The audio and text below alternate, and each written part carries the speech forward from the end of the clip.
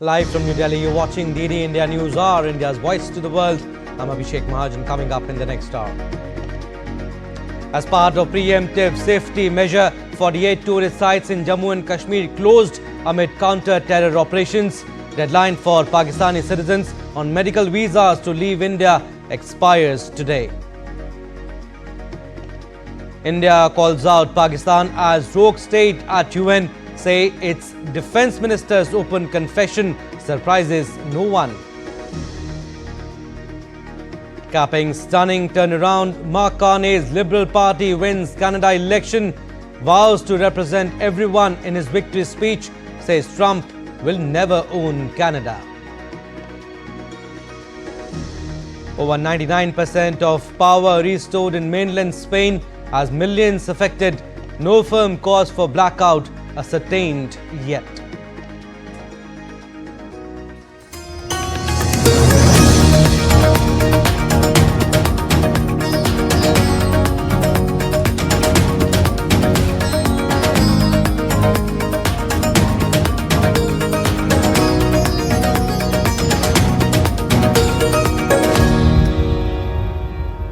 First up, amidst allegations of spreading false narratives and misinformation, the ex-account of Pakistan Defence Minister Khwaja Asif has been blocked in India.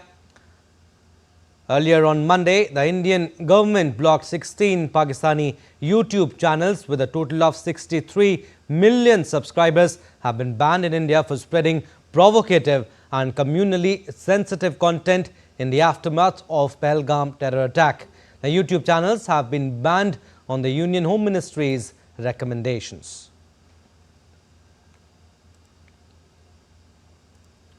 And India launched a scathing critic of Pakistan at the launch of the Victims of Terrorism Association network in the United Nations. Beginning the statement by mentioning Pahalgam terror attack, India's Deputy Envoy to UN, Yojana Patel, reaffirmed that India has been a victim of cross-border terrorism.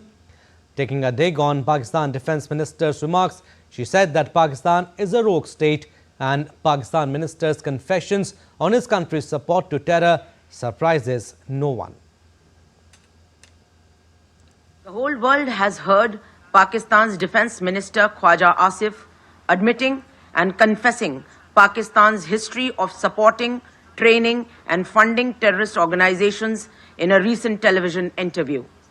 This open confession surprises no one and exposes Pakistan as a rogue state fueling global terrorism and destabilizing the region. The world can no longer turn a blind eye. I have nothing further to add. And in the aftermath of the recent Pahalgam terrorist attack, India has taken strong measures against Pakistan, including the revocation of 14 categories of visas previously granted to Pakistani nationals. Pakistani visitors to India admitted on medical visa must exit by today, that is April 29th. The visa revocations took place in a staggered manner, with SAARC visas expired on April 26th, medical visas expiring today, that is April 29th, and all other visas expired on April 27th. Diplomatic and official visas will, however, remain valid, with any deadline to exit India to be decided by the Ministry of External Affairs. Long-term visas issued to Pakistani citizens will also remain valid. There shall also be no restriction on the issue of new diplomatic and official visas or long-term visas. All right, we'll go across to DD India's Gurmeet Singh. He is joining us live from Attari border. Gurmeet, how is the atmosphere there at the Attari-Wagah border following India's revocation of multiple categories of Pakistani visas, particularly with the exit deadline of medical visa holders ending today? Abhishek, as today is the last day for the Pakistani nationals with medical visa to exit from the country. So the latest visuals I would like to show our viewers. This is the integrated check post over here at the back. I would request my video journalist to show you the visuals of the integrated check post where the people, the Pakistani nationals, are coming in since morning. And right now you can see over there a lot of vehicles are parked outside the integrated check post over there, and the people, the Pakistani national, who are waiting for getting their immigration clear. as well as their custom and other formalities are being done inside. So today, as if we talk in comparison to the last 5 days, a large number of Pakistani nationals have reached here, and some of them have already crossed over the border, and as per the input, few people have also entered in the Pakistani side. However, on the other side, the Indians who were in Pakistan, they are also doing their formalities on the Indian immigration side. Before this, they have done their all the formalities on the Pakistani side. Now, it's around 2:30. So almost since last 5 days, we are noticing that after 2 p.m., the Indians who are returning from Pakistan, they always come out of the integrated checkpost. So today also, we are just waiting for the Indians who are to come back to their homeland. And today, we have noticed one more thing, that a few people who were given Nori visa, that is given to the Pakistani and Bangladeshi citizens. So Nori visa holders were also allowed entry yesterday by the Indian authorities, and today also, as per the input we are getting, that Nori visa holders are being allowed to enter to India. And if we go by the data that was given by the yesterday evening, so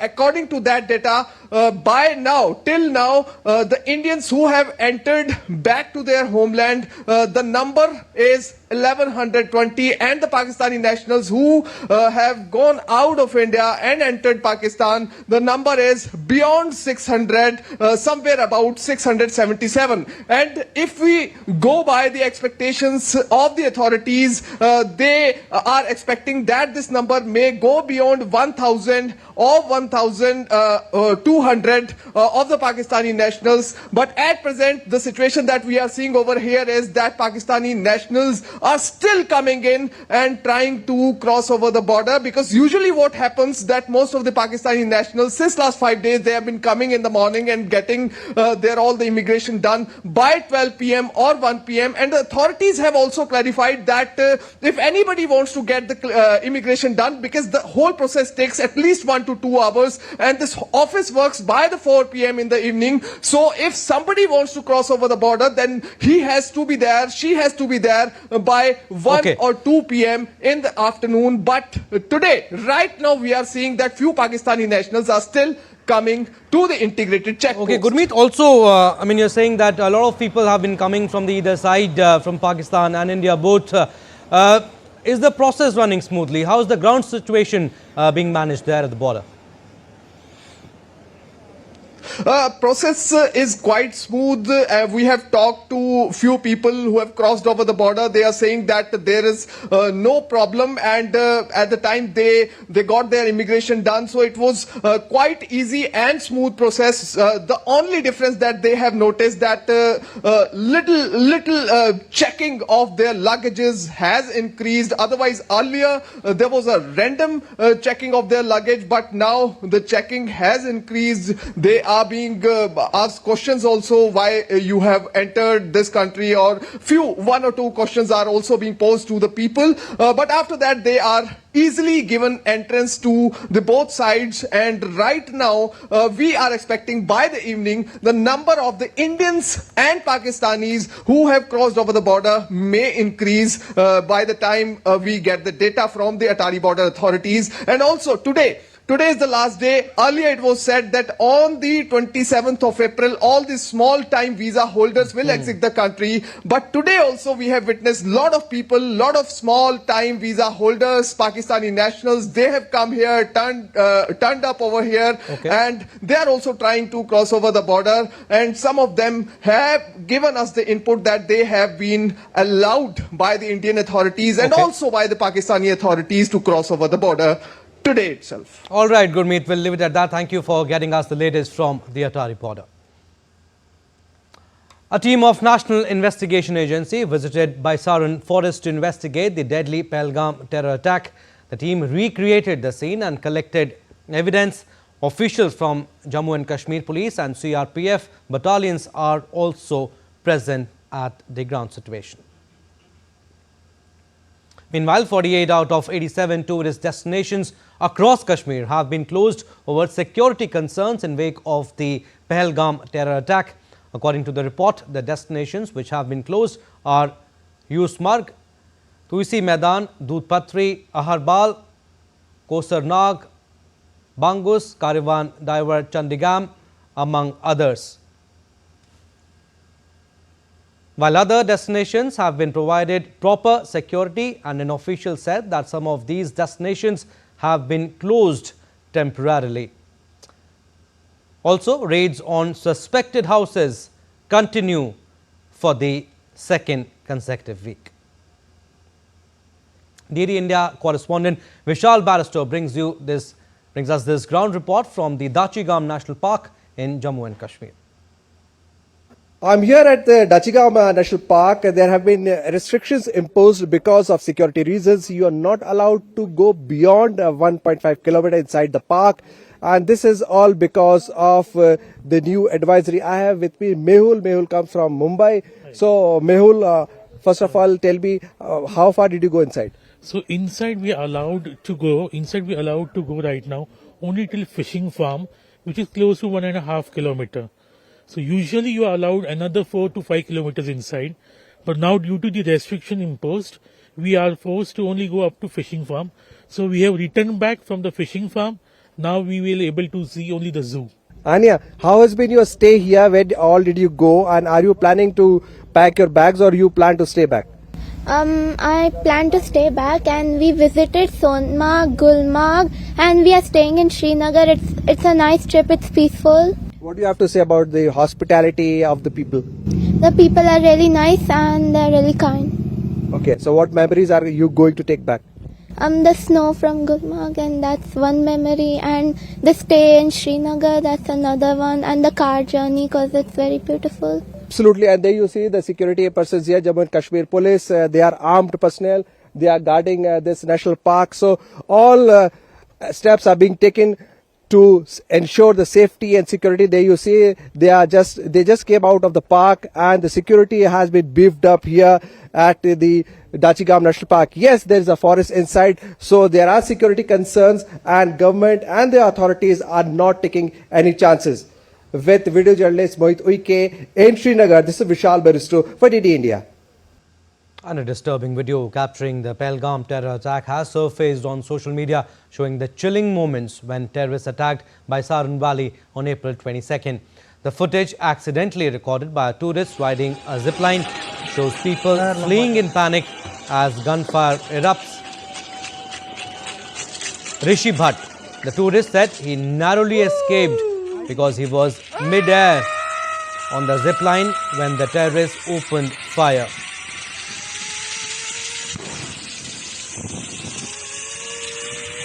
Towards the end of the video, a body can be seen lying motionless on the ground. According to reports, the National Investigation Agency has taken the zipline operator in for questioning.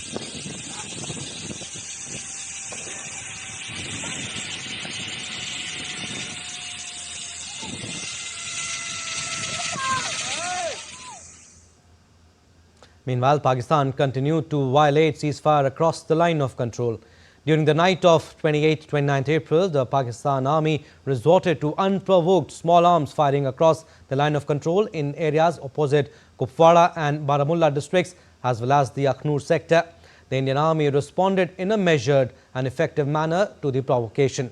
Pertinently, the Pakistan Army has been continuously violating the ceasefire on LOC for 6th day.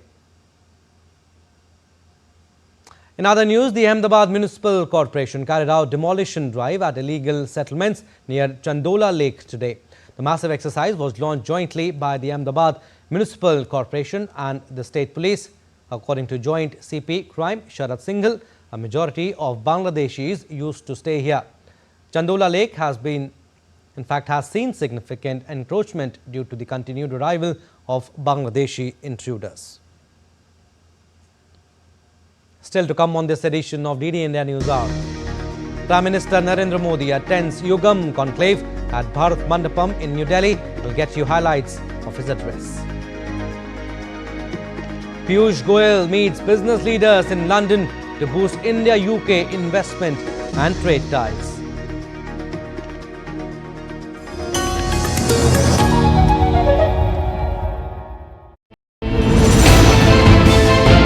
Geopolitics and trade deals.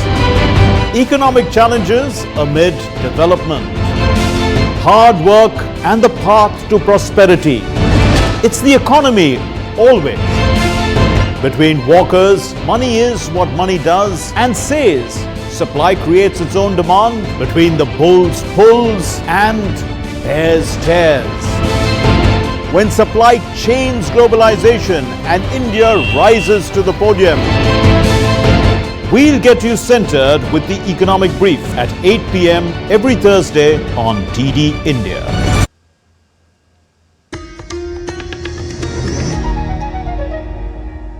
Welcome back. You're watching DD India News Hour. I'm Abhishek Mahajan. Some more stories. An MOU was signed between Wadhwani Foundation and IIT Kanpur, IIT Bombay, Anusandhan National Research Foundation in the presence of Prime Minister Narendra Modi at the Yugam Conclave at Bharat Mandapam today in the national capital.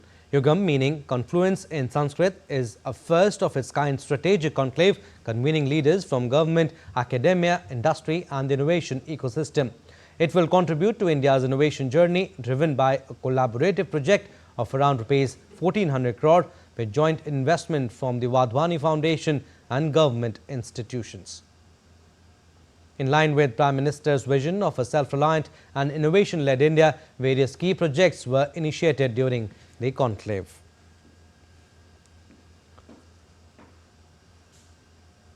And addressing the Yugam Innovation Conclave, Prime Minister Modi highlighted that the trinity of talent, temperament and technology will transform India's future.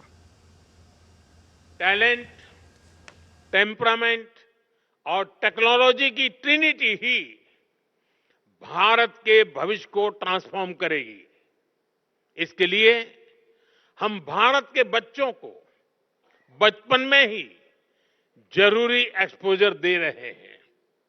इसके लिए जरूरी है कि हमारा पूरा research ecosystem academic institution से लेकर investors और इंडस्ट्री तक हर कोई रिसर्च के साथ खड़ा हो, उन्हें गाइड करे। इंडस्ट्री लीडर्स इस दिशा में एक कदम और आगे ला सकते हैं और वो हमारे युवाओं का मार्गदर्शन कर सकते हैं, फंड की व्यवस्था कर सकते हैं और साथ मिलकर नए सॉल्यूशन डेवलप कर सकते हैं। PM Modi also stressed the importance of strengthening India's research ecosystem to achieve national goals, highlighting the establishment of state-of-the-art research parks and the creation of research and development cells in nearly 6,000 higher education institutions. Bharat ने जिन लक्ष्यों को तय किया है, उसे निरंतर गति देने के लिए देश के रिसर्च इकोसिस्टम को मजबूती देना आवश्यक है। पिछले एक दशक में इस दिशा में तेजी से काम हुआ है, जरूरी संसाधनों को बढ़ाया गया है। 2013-14 में R&D पर ग्रॉस एक्सपेंडिचर केवल 60,000 करोड़ रुपए था। हमने इसे डबल से भी ज्यादा बढ़ाकर 1.25 लाख करोड़ रुपए से भी ऊपर कर दिया है। देश में कई state of the art research park भी स्थापित किए गए हैं।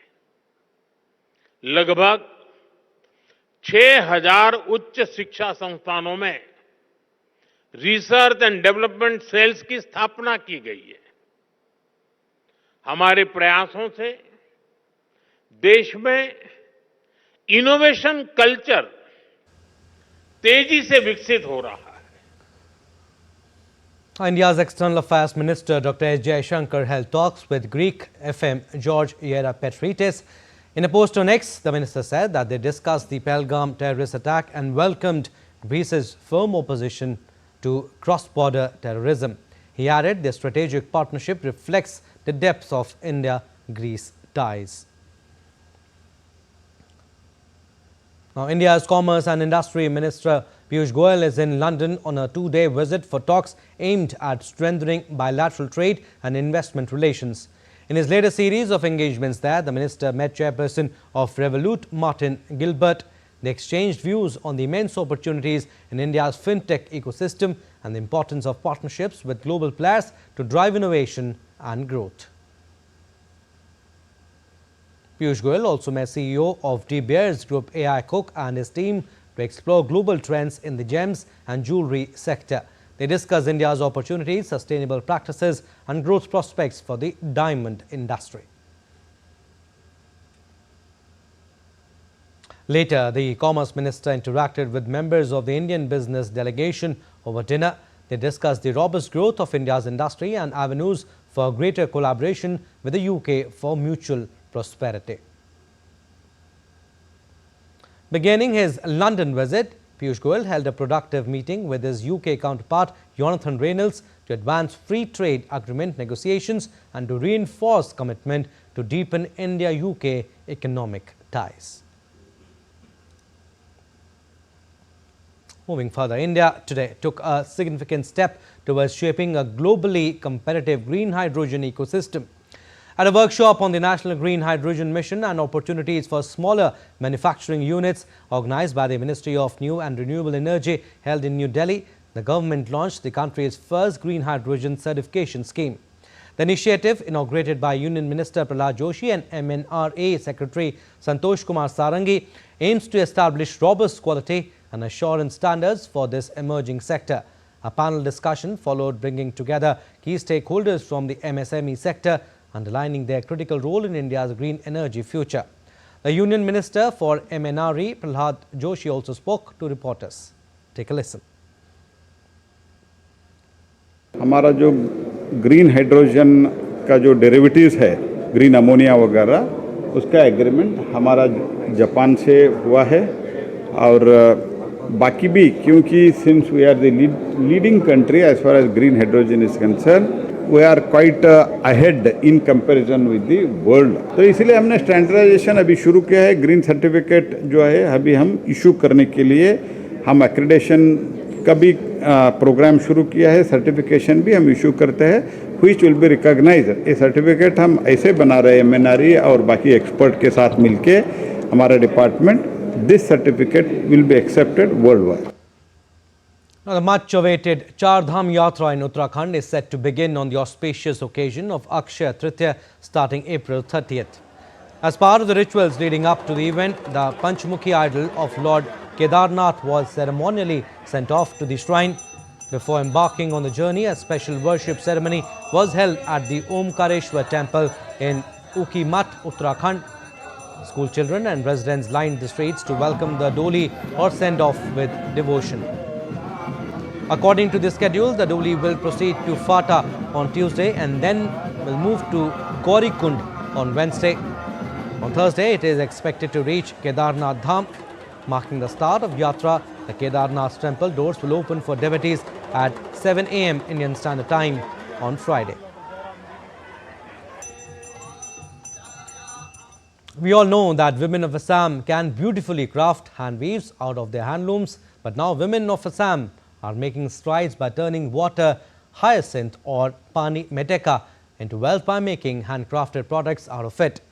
A detailed report by DD India's Subina Roy. Heard about water hyacinth, or locally known as pani meteka. Until now, it was considered as an ecological waste, but recently it has turned out to be an ecological treasure. We are here in Assam, in Tinsukia district, where women out here have created beautiful sustainable products out of these pani meteka. Water hyacinth, popularly known as meteka or pani meteka in Assam, is a floating perennial plant, and until recently it was recognized as one of the world's worst water weeds. But recently, the plant has become a blessing in disguise with a plethora of possibilities, boosting the economic growth of Assam's rural economy in a sustainable way. The sweet to wonder plant has innumerable uses, starting from water purification, biomanure, biofuel, yoga mats to water hyacinth craft products. These are products which are made from water hyacinth. So today we are here at the process making on the where the water hyacinth products are prepared. One such initiative of Metica was taken up by Assam State Rural Livelihood Mission, which utilizes this natural resource by making useful crafts out of it. Initially, the project had started with 600 people in 6 clusters across Assam on a pilot basis. Initially, when they learned about this craft, they learned very basic things like bags and baskets and all. Eventually, when they saw the market, they went abroad. They started participating in district level fairs and then state level fairs, and then outside also they went. They themselves understood the need of the the product. Yes, what the market demands actually. They started understanding the market all by themselves. This initiative was started as a source of an additional income for SHG workers. However, with the technical support of Northeastern Development Finance Corporation Limited, NEDFI, the pioneer agency of the Northeastern region in water hyacinth craft, these products became extremely popular in demand due to their sustainability. Today, the Asumi brand under ASRLM has already registered 6 products in the government e-marketplace GEM portal. The SHG women participate in different fairs across India, including the Saras Mela. This beautiful project has rightfully justified its name as Wheat to Wealth. Assam has many traditional crafts and artifacts which have been accorded GI tags, and one of GI tags has been accorded to water hyacinth products, better known as Pani Metica products, which are sustainable and eco-friendly as well. Let's now take a look at other stories making news. The Indian Army's Tri Shakti Corps recently concluded a joint exercise with various armed police forces. The exercise aims at sharpening skills for joint operations and readiness for all operational scenarios. In the northeastern state of India, the Manipur Fire Service has enhanced its emergency response capabilities by launching new firefighting bikes. Station officer stated the addition of these vehicles will enable faster response times to emergencies in the state. The Jagannath Temple in Digha, a coastal resort town in the East Indian state of West Bengal, has been brightly illuminated with colorful lights in anticipation of its upcoming inauguration. The newly constructed Rs 250 crore temple, built across 20 acres, is a replica of the 12th century shrine in Puri.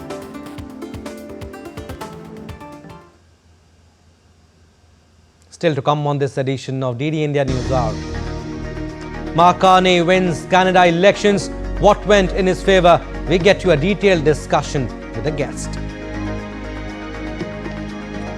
Vladimir Putin announces 3-day truce starting May 8. Zelensky retaliates, says world does not want to wait.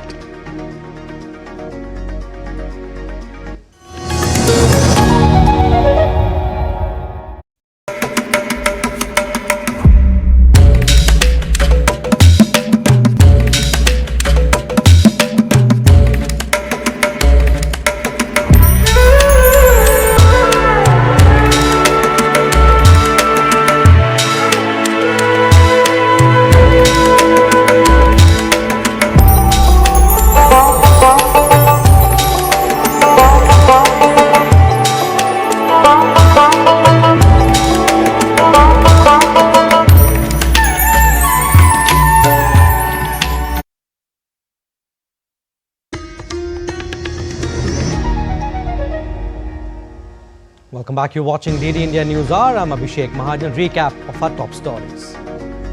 As part of preemptive safety measure, 48 tourist sites in Jammu and Kashmir closed amid counter-terror operations. Deadline for Pakistani citizens on medical visas to leave India expires today. India calls out Pakistan as rogue state at UN, says its defence minister's open confession surprises no one. Capping stunning turnaround, Mark Carney's Liberal Party wins Canada election, vows to represent everyone in his victory speech, says Trump will never own Canada.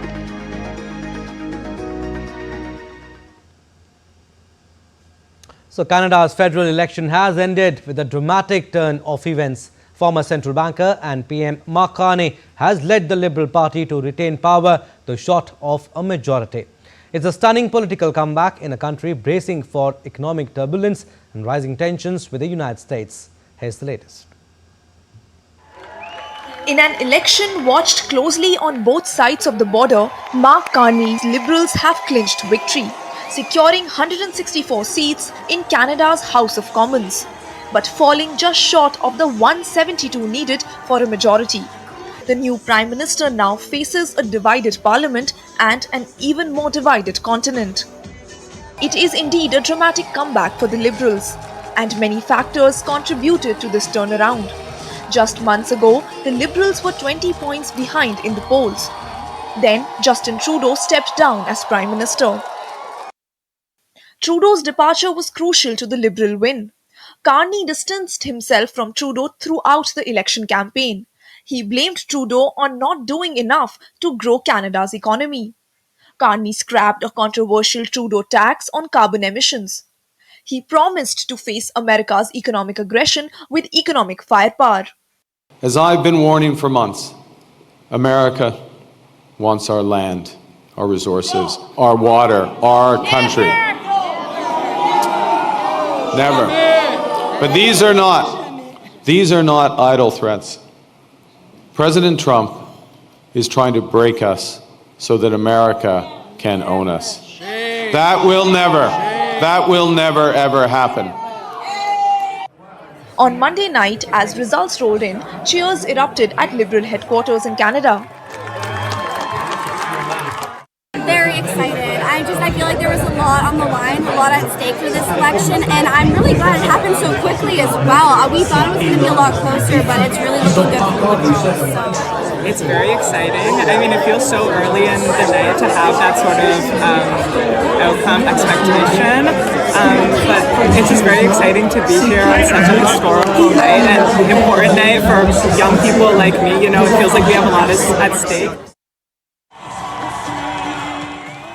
Across the aisle, Conservative leader P.A. Poilievre conceded defeat, but struck a tone of unity, vowing to work with Carney to protect Canadian sovereignty and secure a better trade deal with Washington. We will always put Canada first as we stare down tariffs and other irresponsible threats from President Trump. Conservatives will work with the Prime Minister and all parties with the common goal of defending Canada's interests and getting a new trade deal that puts these tariffs behind us while protecting our sovereignty and the Canadian people. Carney now faces a daunting dual challenge of steering a minority government at home and squaring off with a hostile US administration abroad. Voters are betting on his crisis management skills to hold the line. Bureau Report, DD India. And Mark Carney is all set to become the nation's next Prime Minister. The Liberal Party's return to power signals a new chapter for the country. DD India's Tarun Paul Singh gets us this report from Mark Carney's victory rally.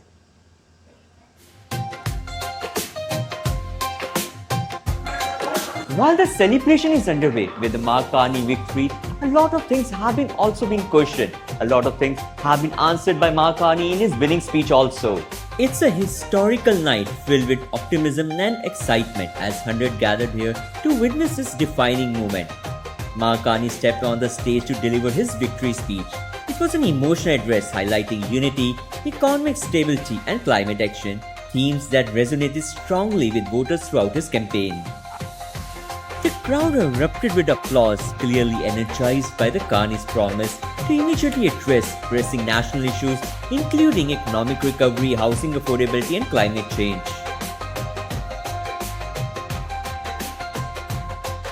feeling pretty confident that there will be a majority Liberal government at the end of the night.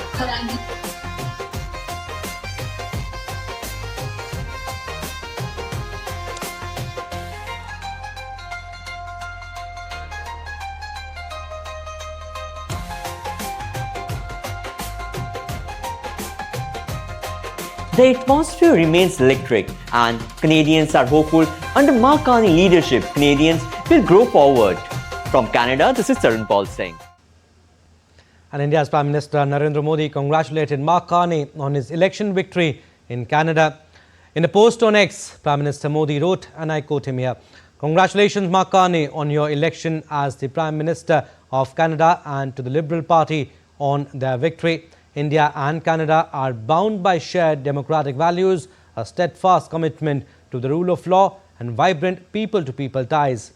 I look forward to working with you to strengthen our partnership and unlock greater opportunities for our people." Unquote. All right, and to talk more on Mark Carney's victory, we are joined by Vikas Swarup, former High Commissioner of India to Canada. Welcome, sir. Appreciate you giving us your precious time. The contest shaped into a tight race between Liberal Prime Minister Mark Carney and Pierre Poilievre. What factors you think contributed most to Carney's dramatic turnaround in public support? There was only one factor, Abhishek, and that factor is called President Donald Trump.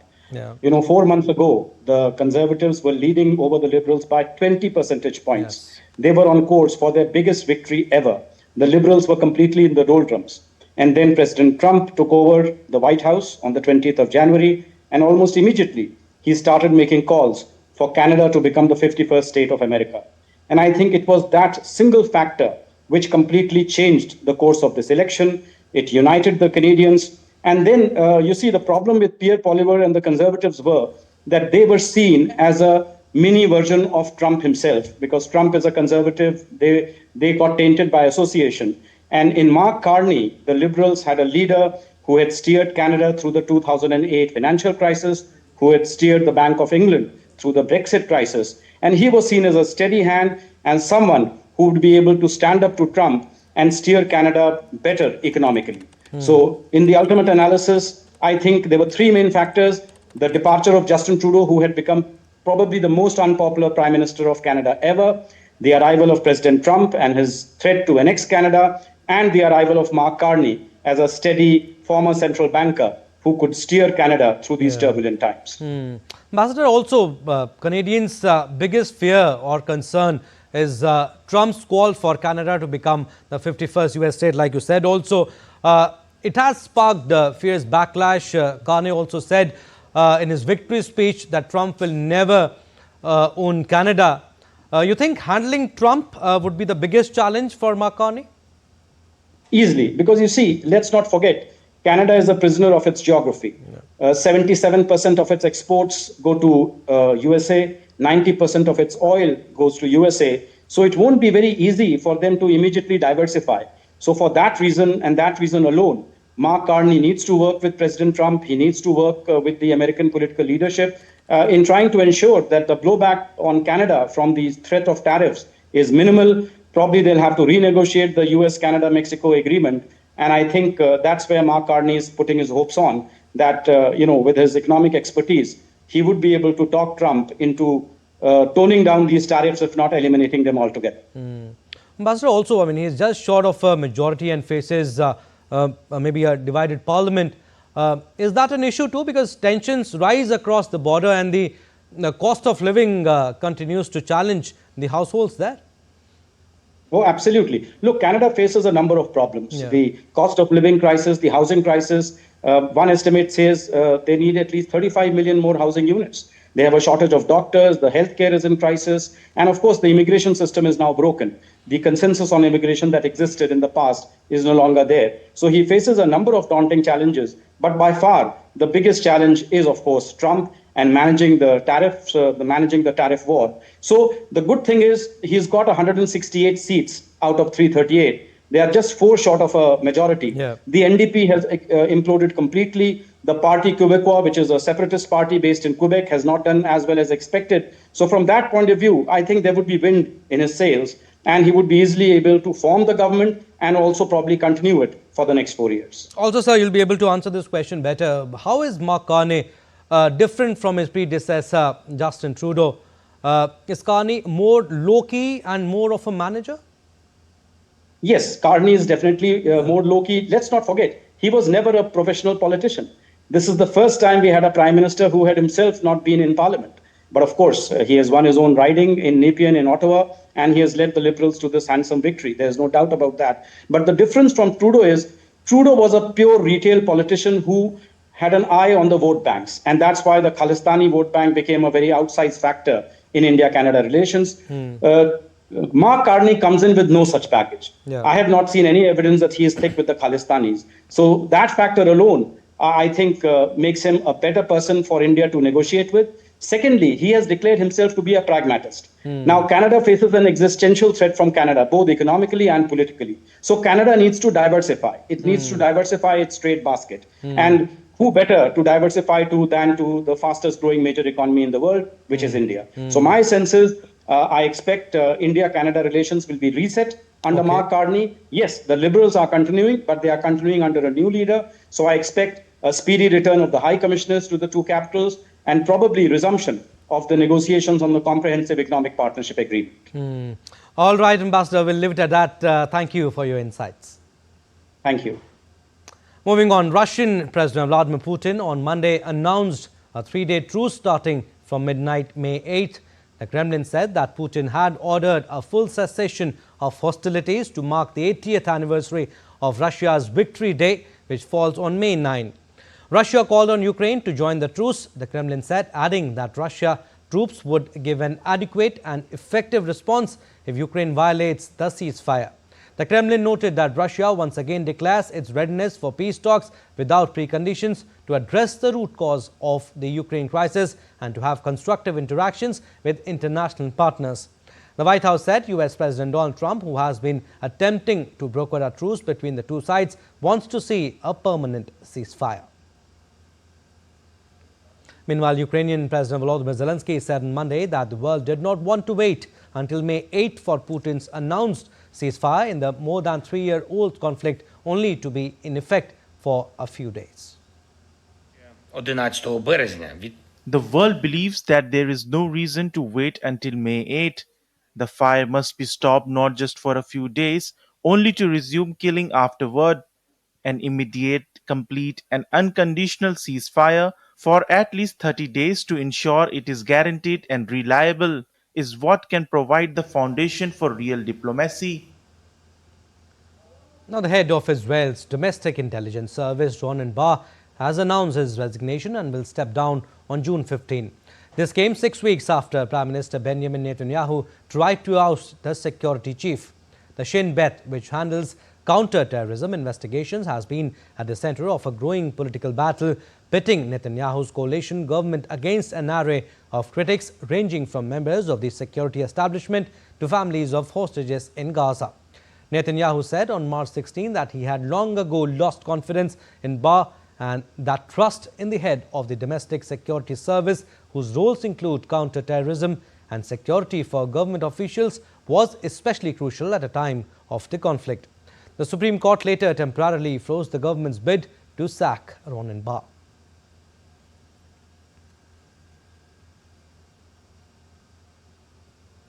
All right, let's now take a look at other stories making news around the world.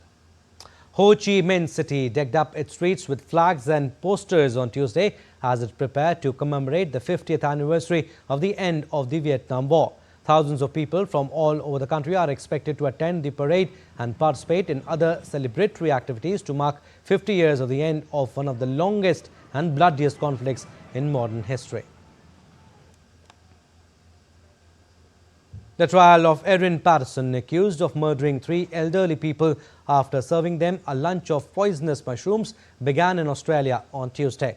The 50-year-old is charged with the 2023 murders of her mother-in-law, Gail Patterson, father-in-law, Donald Patterson, and Gail's sister, Heather Wilkinson, along with the attempted murder of Ian Wilkinson, Heather's husband, in a case that has gripped Australia. Wildfires in the South Korean city of Daegu were mostly extinguished on Tuesday. According to authorities, more than 1,200 residents had been evacuated from the area. The wildfire burnt about 260 hectares in Daegu before firefighters brought it under control. Meanwhile, no casualties had been reported so far. Time now for a very short break, but still to come on this edition of DD India News Hour. Donald Trump plans reducing impact of 25% auto tariffs. And 14-year-old teenage sensation India's Vaibhav Suryavanshi becomes the youngest centurion in T20 cricket, shatters multiple records at the IPL.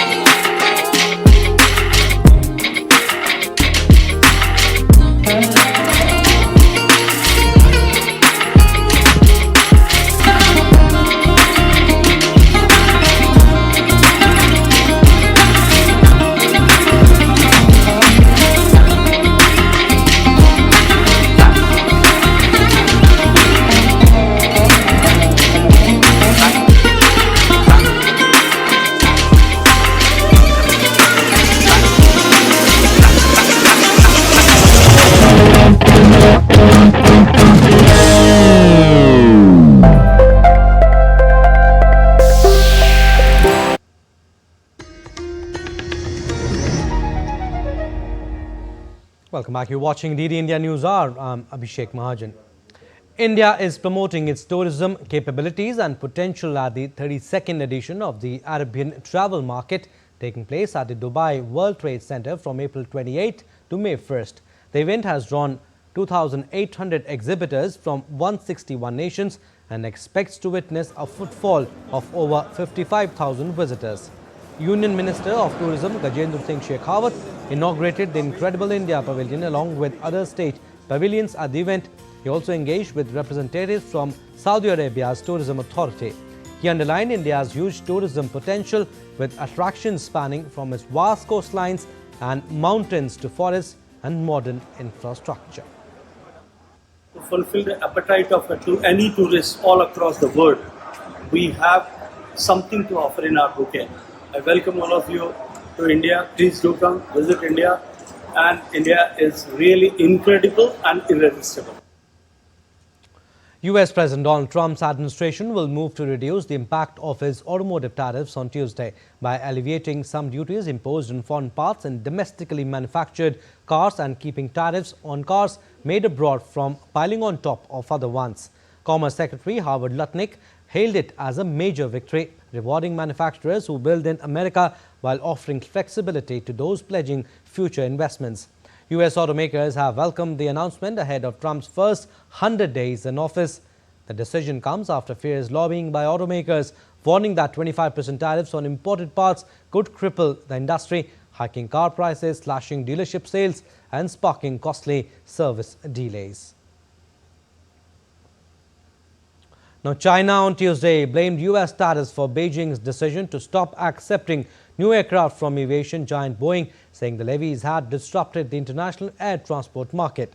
In a statement, China's Commerce Ministry said that the United States' wielding of tariffs has severely impacted the stability of the global industrial chain and supply chain. New U.S. levies soaring as high as 145% triggered China's retaliation with 125% duties. Boeing CEO confirmed that Chinese airlines have stopped accepting jets, a blow to plan for 50 scheduled deliveries in 2025. Now, an unprecedented power outage left millions of people in Spain, Portugal and parts of France without electricity since mid-afternoon on Monday. The massive power outages saw widespread disruption and a state of emergency remains in place in Spain. Power has almost fully been restored to more than 99% of mainland Spain. Here's more.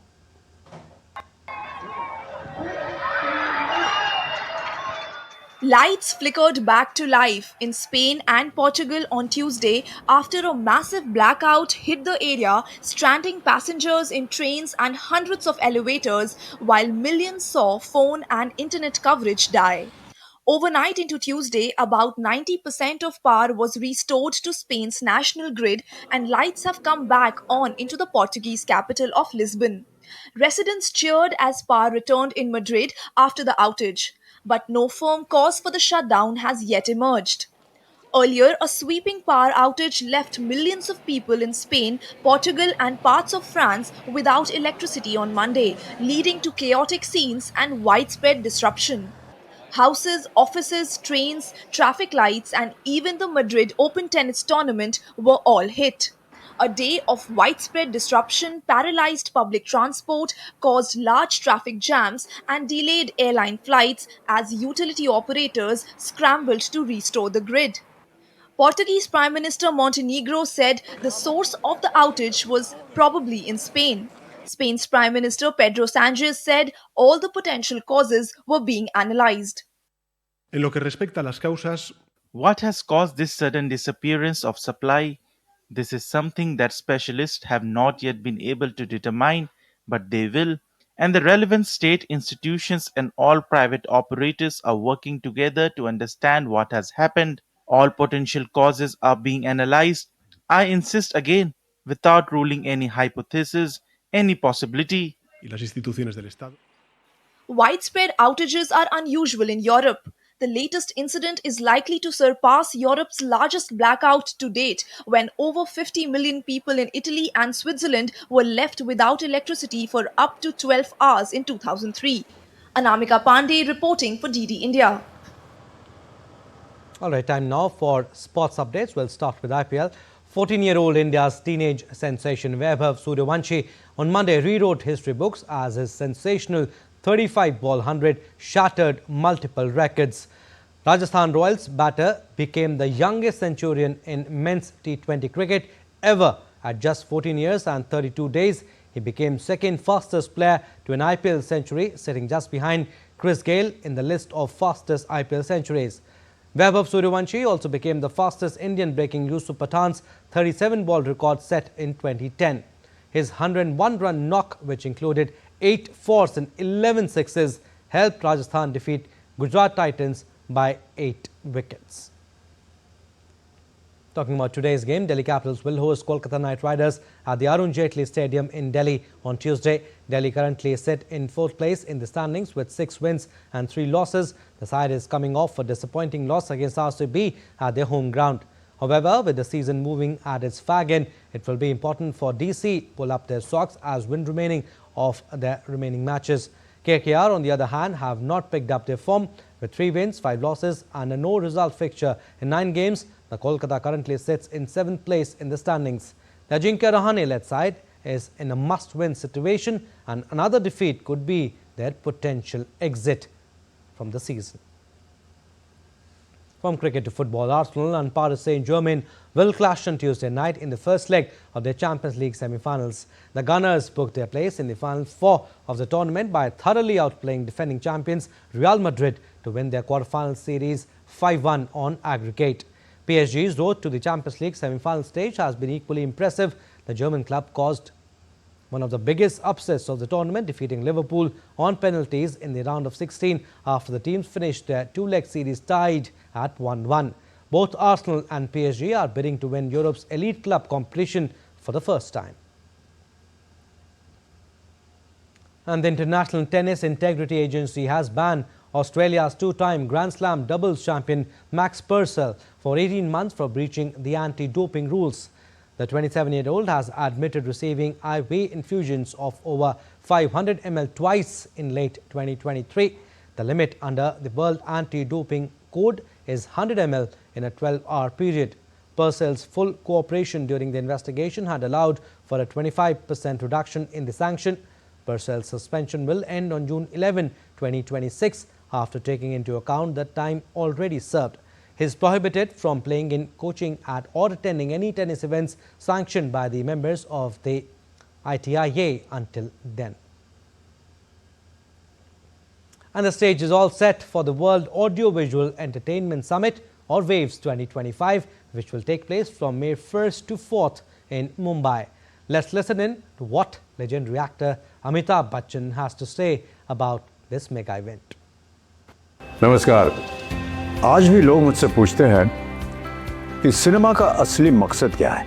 मैं कहता हूं कि cinema सिर्फ एक कहानी नहीं, एक एहसास है जो दिल तक जाए, जो यादों में रहे, ये दुनिया को जोड़ दे। World audio visual and entertainment summit waves is the next chapter of that journey. यहां सिर्फ एंटरटेनमेंट ही नहीं, एक नया युग लिखा जाएगा। तो क्या आप इस कहानी का हिस्सा बनने के लिए तैयार हैं?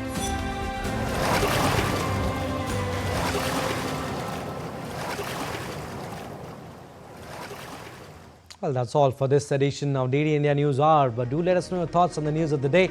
For those on the go, you can get all the latest news and updates from India and across the world on DD India mobile application. The app is available on both Android and iOS platforms. Scan the QR code on the screen to download now. And we'll be back with more news as it breaks here on DD India. I'm Abhishek Mahajan from all of us here in Delhi. Thanks for watching DD India News Hour.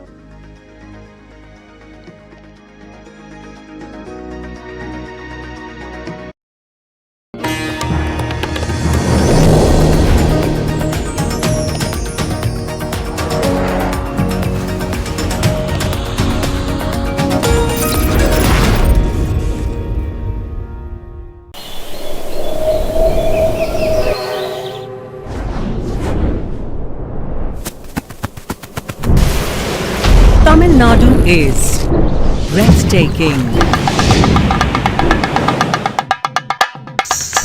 enchanting,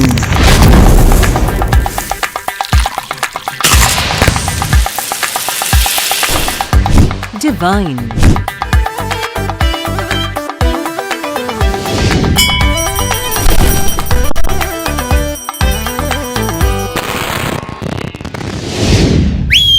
come. Revel in the spirit of Tamil Nadu.